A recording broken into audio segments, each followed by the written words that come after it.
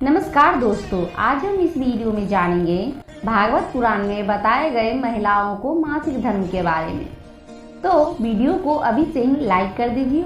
क्या आप जानते हैं कि महिलाओं को होने वाले मासिक धर्म का पुराणों में उल्लेख शामिल है? उन्हें मासिक धर्म क्यों होता है, इस पर एक पौराणिक कथा भी मौजूद है जो इंद्रदेव से संबंधित है। भागवत पुराण में वर्णित एक कथा के अनुसार एक बार बृहस्पति, जो देवताओं के गुरु थे, वे इंद्रदेव से काफी नाराज हो गए।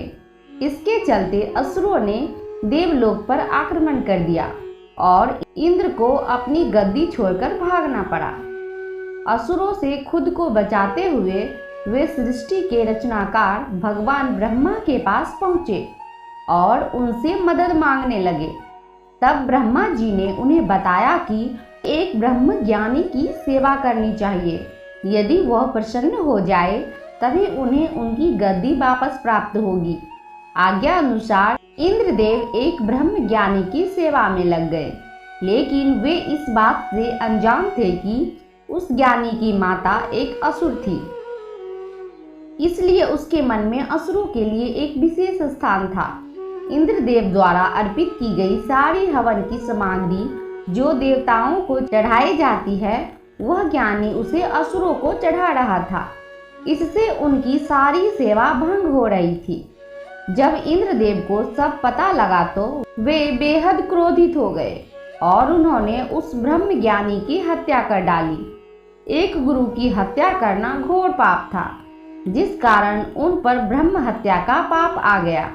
ये पाप एक भयानक राक्षस के रूप में इंद्र का पीछा करने लगा। किसी तरह इंद्र ने खुद को एक फूल के अंदर छुपाया और 1 साल तक भगवान विष्णु की तपस्या की।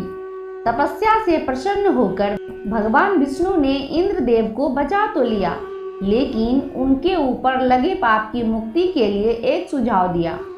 इसके लिए इंद्र को पेड़, जल, भूमि और स्त्री को अपने पाप का थोड़ा थोड़ा अंश देना था।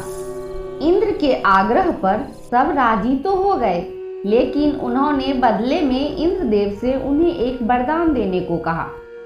सबसे पहले पेड़ ने उस पाप का 1/4 हिस्सा ले लिया, जिसके बदले में इंद्र ने उसे एक वरदान दिया। वरदान के अनुसार पेड़ चाहे तो स्वयं ही अपने आप को जीवित कर सकता है।